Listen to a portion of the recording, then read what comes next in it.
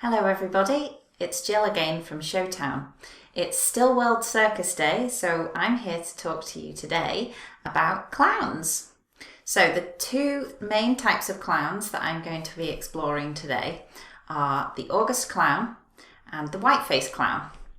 Now, the Auguste clown is the type of clown that you probably picture in your mind when you hear the word clown. He's the character that's always a fool. He always trips over a lot, he's very clumsy, he wears oversized clothes, big shoes that you can hardly walk in, and he has a big red nose and silly coloured hair. And he generally ends up covered in water or has a custard pie in his face at the end of the show, and generally causes a lot of laughs. Now the other type of clown, the Whiteface clown, is an older type of clown. He's the original, and he is lesser known now because there's less of those in circuses these days. But he would always work alongside the Auguste clown and they would work as a duo. But the Whiteface clown is much more sophisticated in his manner. He's the boss of the other clowns. The other clowns all look up to this Whiteface clown. He's the leader. And he's usually beautifully dressed in a sequined costume with a white conical hat on his head. And he never ends up covered in water. He would never end up with a custard pie in his face. And he generally is much more sophisticated in his mannerisms. He always gets the better of the other clowns. He's very well skilled, so he often plays multiple musical instruments, and he's a very good entertainer. But the two of them usually work as a duo, or at least historically they did. So I'm going to be showing you how to create the Auguste and the Whiteface clown makeup looks, because they're both very different. So first of all, I'm going to show you the makeup design of the Auguste clown. Now, I was copying a clown called Coco the Clown, who was around in the last century. He was very popular and his makeup design is very typical of an Auguste clown. And that involves a neutral or tan skin-coloured base all over the face. The Auguste clown then accentuates certain areas on the face. So you might picture in your head, when you picture a clown, they have very over-exaggerated high arched eyebrows that go almost up to the top of the hairline in white. And that's quite often also outlined in a colour like a black or a red or a blue. Sometimes also the Auguste clown will have panda style eyes where they have a big white spot over each eye that's outlined in a colour as well. But for this particular one, I was copying Coco the Clown's makeup design, and he has big arches that go all the way up to his hairline in white, and then he outlines in a black. And he has a single line that runs down the centre of this arch over the eyelid.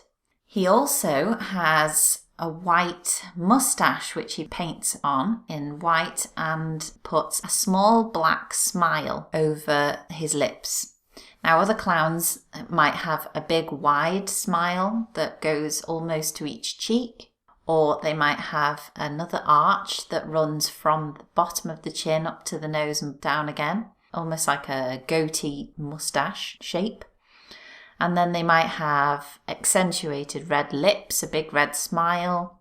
And of course, the main focus of the Auguste clown makeup is the big red nose that they usually build up out of like a putty, which they then attach to the end of the nose and then paint red. I didn't have putty to hand, so I've just painted my nose red with some red lipstick. And that's the general idea for the Auguste clown makeup. Next, I tried the Whiteface clown makeup. Now, as the name would suggest, the Whiteface clown has a completely white face and neck. And when I say completely, I mean all of the face, all the way up to your hairline, all the way to the edge of your ears, all the way down your neck. Completely white. And for this particular video, I was copying the Whiteface clown makeup design of Paul Freeman, who was Charlie Caroli's sidekick in the 50s and 60s at the Blackpool Tower Circus. And he had a very typical Whiteface clown makeup design. So as you can see, white all over the face, all the way down the neck. The Whiteface clown then has accentuated eyebrows that are halfway up your forehead, and they're quite sort of elegant in their shape. They'll be very smooth curves. Maybe one eyebrow points up, the other eyebrow points down. Maybe one is pointed in a diamond shape and the other one is the other way round.